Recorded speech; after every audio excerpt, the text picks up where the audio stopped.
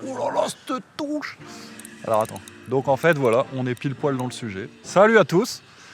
Donc bienvenue pour ma première vidéo pêche sur la chaîne Preston Innovation France. Donc aujourd'hui, comme vous le voyez, le thème ça sera pêche au feeder dans un canal. Et ce qu'on va évoquer aujourd'hui, c'est les montages. Donc est-ce que lors d'une pêche, il peut y avoir un montage supérieur à un autre sur une pêche de plaquettes en particulier? Et là, je suis à mon deuxième lancer, donc j'ai déjà fait tourner chacun des montages. Et je pense qu'aujourd'hui, il y a vraiment en fait une différence entre un montage par rapport à un autre.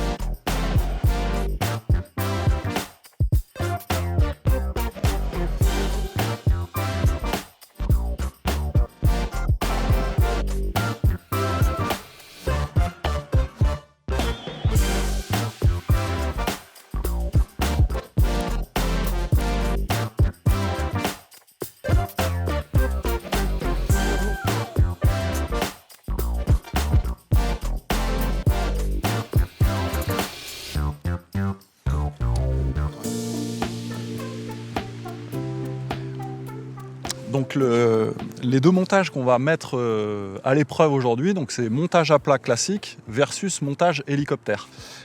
Donc mon premier lancer a été fait avec le montage hélicoptère. Donc là j'ai pris un poisson avec une touche quasiment inexistante. Et donc deuxième lancer, j'ai utilisé en fait le montage à plat et là je me suis fait carrément arracher la canne. Donc pour que le test soit, on va dire, valide et surtout cohérent, pour les montages, j'ai utilisé exactement la même typologie de longueur d'arraché, de longueur de bas de ligne, et comme ça, et de même taille d'hameçon, ça c'est vraiment important. Et comme ça, au moins, on pourra affiner cette histoire de supériorité d'un montage par rapport à un autre. Idem, en termes d'appât, aujourd'hui, c'est très simple. Donc j'ai 1 litre d'amorce pour toute la journée, j'ai des pinky morts, des vers de vase et un petit peu de fouillis, nord oblige, et en plus il a fait très froid ce matin, donc histoire de déclencher. Donc on aura la possibilité de tourner, je dirais à notre avantage le test, parce que concernant les appâts à mettre à l'hameçon, ça va être facile d'isoler ce que les poissons souhaitent aujourd'hui, parce qu'il va y avoir 3 types de montage possibles, donc vers de vase simple, pinky simple, ou alors panaché, pinky vers de vase. À partir de là, dans la cage, on mettra à quantité égale du pinky et du fouillis. Durant la pêche, en fonction de la taille des poissons, on diminuera le fouillis pour augmenter la part de pinky mort ou on réduira la part de pinky mort pour augmenter la part de fouillis. Donc les pinky morts également, pour moi, ça a de l'intérêt parce que les aiches sont mortes, donc ça reste neutre sur le fond. Et comme ici, on est perpendiculaire à un canal grand gabarit, on a des passages de bateaux qui vont faire des appels d'eau. Donc on va avoir de l'eau qui va rentrer, on va avoir de l'eau qui va sortir, donc ça va bouger énormément.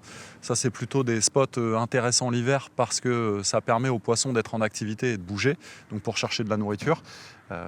Et donc les pinky morts resteront comme le fouillis, complètement calés sur le fond, donc on n'aura pas de distribution, je dirais, verticale. On sera vraiment en fait sur une distribution horizontale entre la gauche, la droite et le point d'impact. Donc troisième lancer maintenant. Je vais refaire un lancer avec mon montage à plat sur lequel j'ai vraiment enregistré une touche ultra violente, digne des carpes en été. Un peu comme Thierry dans ses vidéos où on voit la canne se faire arracher, là c'était pareil alors que c'est des plaquettes. Donc j'ai éché de 2 pinky morts pour commencer parce que il y a des ablettes, tout ça, et pour le moment on va attendre que tous ces petits poissons soient passés pour passer sur une bouchée de vers de vase. Donc 2 pinky morts piqués par la tête. Là j'utilise un hameçon, alors c'est pas celui-ci, c'est celui-là. Donc N20 taille 18, 11 centièmes. Moi j'ai une confiance aveugle en ces produits tout faits. Franchement, je suis plutôt au paradis avec Preston parce qu'il y a une gamme d'hameçons montés pour le feeder qui est absolument extraordinaire. Donc là, sur les deux montages, on a un hameçon de 18 M20 en 1 mètre. Et c'est bien parce que ça permet de gagner du temps à la maison. Finalement, quand on calcule le prix des hameçons, du fil et du temps passé, moi je préfère finalement faire autre chose le soir que de monter des bas de ligne. Donc mes 2 petits pinky piqués par la tête. Donc je vous montrerai tout à l'heure en fait pourquoi piquer par la tête. je vais remettre, comme tout à l'heure, une pincée de pinky dans l'amorce. Crac. C'est parti.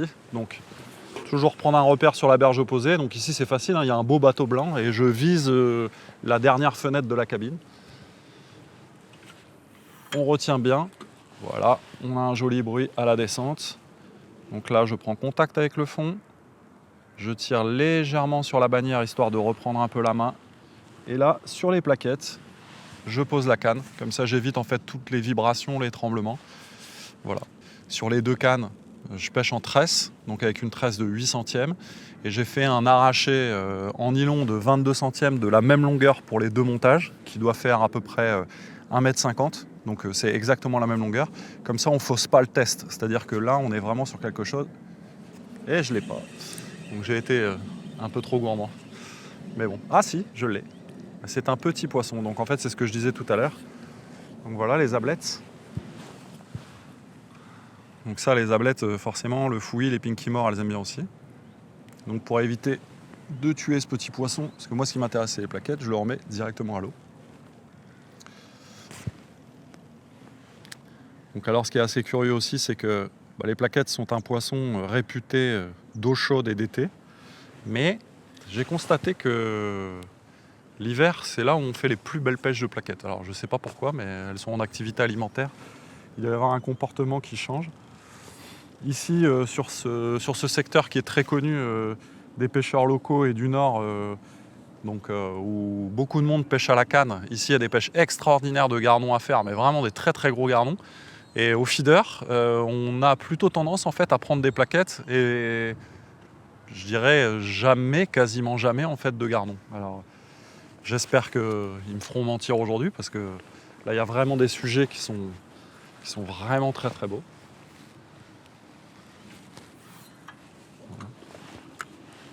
Comme dirait quelqu'un de célèbre, c'est relativement poissonneux ici.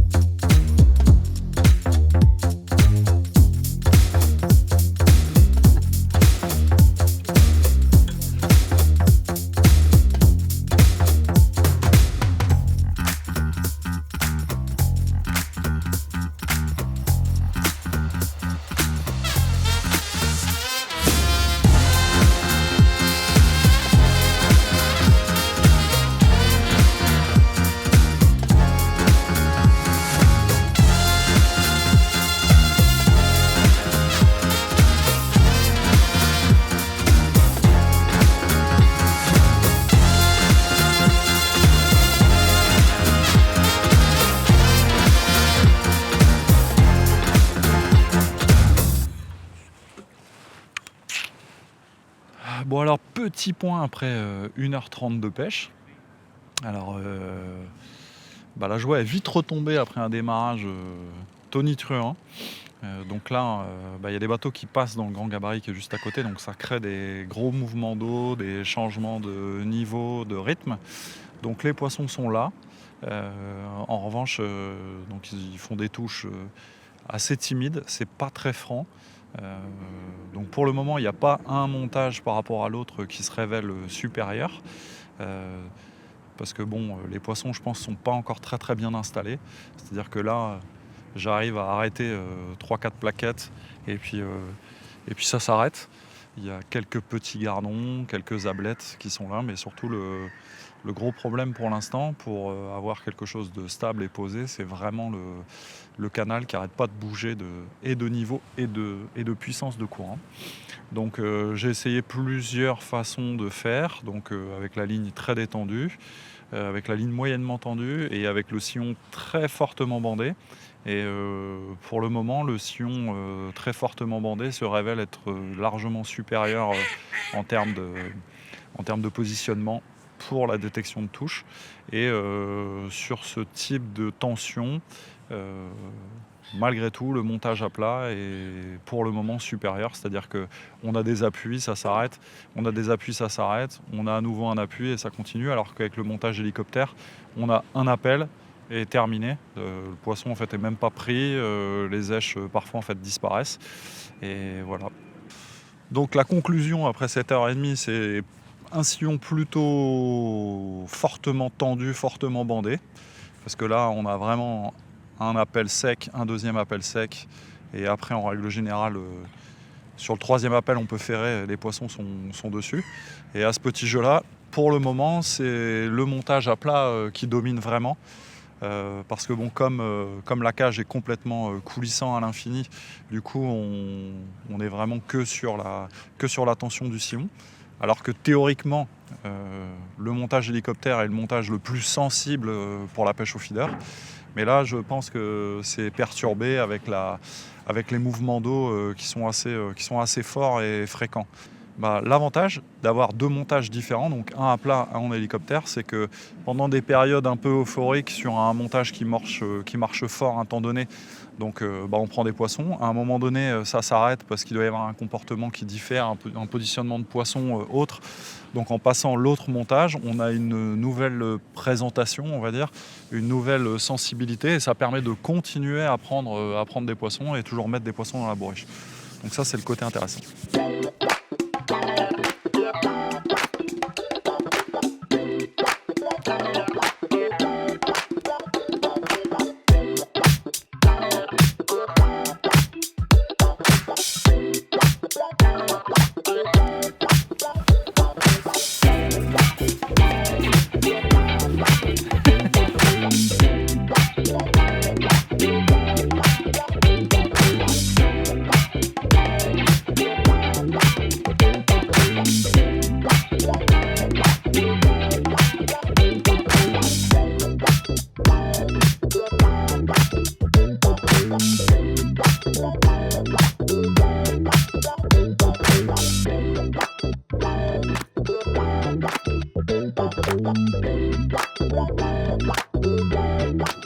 Alors, je vais vous donner une petite astuce pour accrocher les pinkies et les asticots au feeder, en tout cas pour les asticots morts et pour les pinkies morts. Donc moi, je préconise de les piquer pas par la tête, par la partie pointue, comme ceci. Pour la simple et bonne raison, c'est que ça ne va pas créer en fait une hélice dans l'eau. Donc ils vont toujours rester dans l'axe du bas de ligne. Et donc ça évite vraiment que l'appât, quand vous allez ramener vite votre ligne, en fait tourne et fasse vriller votre bas de ligne. De cette manière, on peut pêcher au pinky, avec un pinky, deux pinky, trois pinky, même avec des bas de ligne, je dirais assez faibles en diamètre. Donc là, en l'occurrence, c'est du 11 centième. Enfin, je ramène assez vite.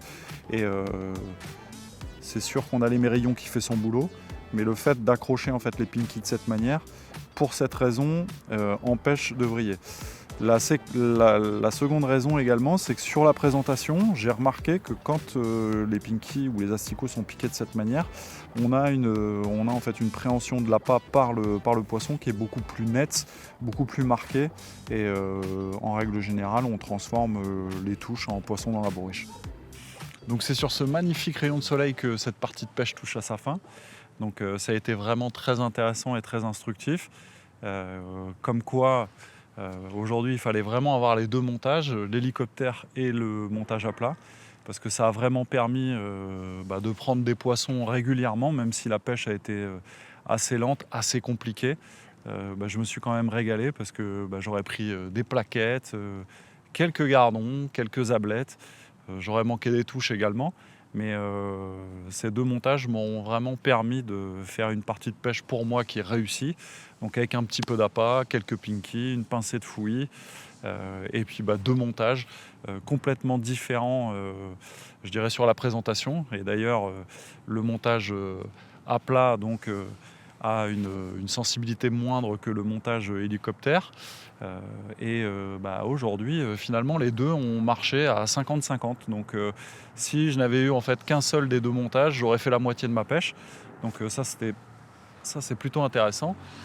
Et je suis désolé, hein, j'ai une petite plaquette à décrocher.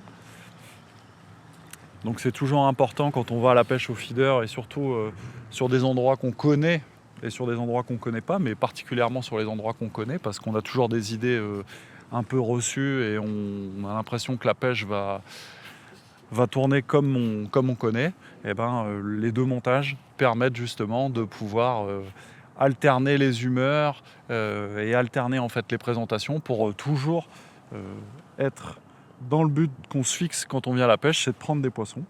Donc moi je vous conseille vraiment la prochaine fois que vous allez à la pêche au feeder de monter 2 cannes, de préparer 2 cannes identiques et d'essayer en fait ces deux montages qui sont vraiment complémentaires, donc pour pouvoir justement faire 2 fois plus de poissons quand un des deux montages ne fonctionne plus. En tout cas, une chose est sûre, c'est que moi, à mon niveau, sur une prochaine pêche, je réessayerai en fait ce comparatif, donc montage à plat et montage hélicoptère, un autre mois de l'année, sur d'autres poissons, sur un autre lieu, et puis comme ça permettra de voir l'évolution dans une période différente que la période d'hiver. Moi, en tout cas, j'étais très content de vous retrouver au bord de l'eau. J'espère que vous avez vu un tas de trucs et astuces. Donc en tout cas, une chose qui est sûre, c'est que la prochaine fois que je vous emmène pêcher au feeder, je remettrai en application ces deux techniques, donc montage à plat et montage en hélicoptère, sur d'autres plans d'eau, sur d'autres poissons. J'espère qu'à travers cette vidéo, vous avez pris autant de plaisir que moi, vous avez appris des choses. Et moi, je vous remercie en fait pour votre écoute et votre soutien. En tout cas, comme d'habitude, n'hésitez pas à vous abonner, à liker, à partager. Moi, je vous dis à très bientôt pour une nouvelle vidéo. Bye bye.